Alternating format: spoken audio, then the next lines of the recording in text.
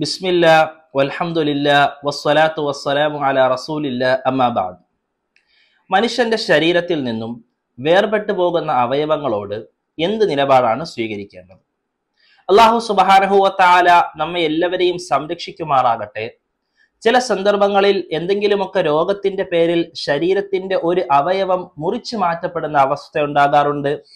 അതേ നിലയിൽ തന്നെ എന്തെങ്കിലുമൊക്കെ അപകടങ്ങളിൽപ്പെട്ട് ശരീരത്തിന്റെ ഏതെങ്കിലുമൊക്കെ ഭാഗങ്ങൾ മുറിഞ്ഞു പോകുന്ന ഒരു അവസ്ഥയും പൊതുവിൽ ഉണ്ടാകാറുണ്ട്.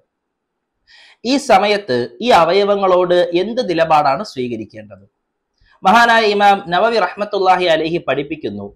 അദ്ദേഹം തന്റെ മിൻഹാജ് എന്ന ഗ്രന്ഥത്തിൽ രേഖപ്പെടുത്തുന്നു, ശരീരത്തിൽ നിന്നും ഒരു മനുഷ്യൻ ജീവനോടെ ഇരിക്കുന്ന അവസ്ഥയിൽ മുറിഞ്ഞു പോകുന്ന അവയവങ്ങളുടെ മേൽ നമസ്കരിക്കപ്പെടേണ്ട ഒരു ആവശ്യവുമില്ല. എന്ന് തന്നെയല്ല, നമസ്കരിക്കൽ സുന്നത്തല്ല. മറിച്ച് ഈ അവയവങ്ങളോട് എന്ത് നിലപാടാണ് സ്വീകരിക്കേണ്ടത്? രണ്ട് നിലയിൽ നമുക്ക് ഈ അവയവങ്ങളെ വേർതിരിക്കാം. ഒന്ന്, പരിപൂർണമായ ഒരു അവയവം എന്ന് പറയാൻ സാധിക്കുന്നത്. ഉദാഹരണത്തിന് മനുഷ്യന്റെ കൈകൾ പോലെ അല്ലെങ്കിൽ കാലുകൾ പോലെ പരിപൂർണമായ ഒരു അവയവം എന്ന് പറയാൻ സാധിക്കുന്ന അവയവങ്ങളെ ഒരു തുണി കൊണ്ട് പൊതിയുകയും അതിനെ മറമാടപ്പെടുകയും ചെയ്യലാണ് സുന്നത്താകുന്നത്. അതിന്റെ മേൽ നമസ്കാരമോ അല്ലെങ്കിൽ മയ്യത്തുമായി ബന്ധപ്പെട്ട് ബാധകമാകുന്ന മറ്റൊരു കാര്യങ്ങളും ആ അവയവത്തിന്റെ മേൽ നിർബന്ധമാകുന്നില്ല. മറിച്ച് അതിനെ ഒരു തുണി കൊണ്ട് പൊതിഞ്ഞ് മറമാടൽ മാത്രമാണ് സുന്നത്താകുന്നത്. രണ്ടാമതായി, പരിപൂർണമായ ഒരു അവയവം എന്ന് പറയപ്പെടാൻ സാധിക്കാത്തത്. ഉദാഹരണത്തിന് മനുഷ്യന്റെ കൈകളുടെ വിരലുകളിലെ ഏതെങ്കിലും ഒരു ഭാഗം പോലെ അല്ലെങ്കിൽ നഖം പോലെ മുടികൾ പോലെ ഇങ്ങനെയുള്ള സാധനങ്ങളുടെ മേൽ നേരത്തെ പറഞ്ഞതുപോലെ നമസ്കരിക്കപ്പെടേണ്ട ആവശ്യമില്ല.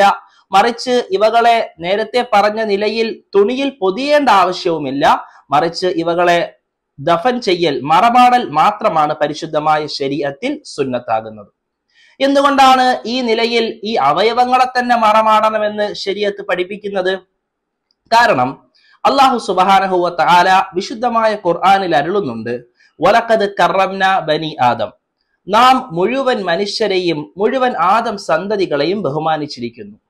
ആ ബഹുമാനത്തിന്റെ ഭാഗമായി അള്ളാഹുവിന്റെ ഭാഗത്തു നിന്ന് കിട്ടിയ ആദരവിന്റെയും ബഹുമാനത്തിന്റെയും പേരിൽ മനുഷ്യന്റെ അവയവങ്ങൾ പോലും ഒരു അനാദരവിന്റെ അവസ്ഥയിൽ ഭൂമിയുടെ ഒരു ഭാഗങ്ങളിലും ഉണ്ടാകാൻ പാടില്ല. അതുകൊണ്ടാണ് വിശുദ്ധമായ ഖുർആനിൽ അല്ലാഹു സുബ്ഹാനഹു വ തആല പഠിപ്പിച്ചത് പ്രകാരം അവയവങ്ങളോട് പാലിക്കപ്പെടേണ്ട മര്യാദ എന്ന നിലയിൽ ഈ നിലയിൽ ആ അവയവങ്ങളെ ദഫൻ ചെയ്യപ്പെടുന്നത്. വല്ലാഹു അലം ബിസ്സവാബ്.